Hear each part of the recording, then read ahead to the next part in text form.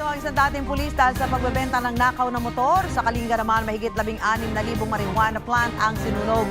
Paspasan natin ang mga balitang dapat alam mo. Muling Caloocan at dalawa niyang kasabwat, arestado dahil sa pagbebenta ng mga nakaw na motor.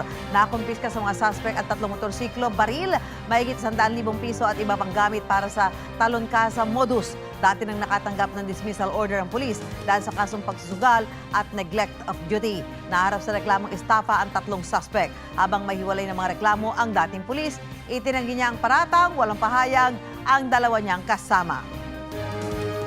Magbayaw sa Quezon City, arestado dahil sa pagnanakaw umano ng mga metro ng kuryente. 5 electric meter mula sa iba't ibang commercial establishments na nagkakahalaga ng mahigit 32,400 pesos ang nasabat sa kanila. Inaalam pa ng pulisya kung may kasamahan ang magbayaw na kapwa dayo sa Quezon City mula sa Pasig. Tumanggi magbigay ng pahayag ang magbayaw.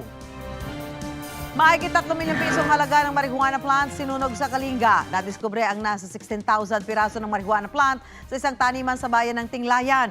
Iniimbestigahan na kung sino ang nagtanim ng mga halaman. Patuloy ring inaalam ang iba pang posibleng marijuana plantation sa lugar.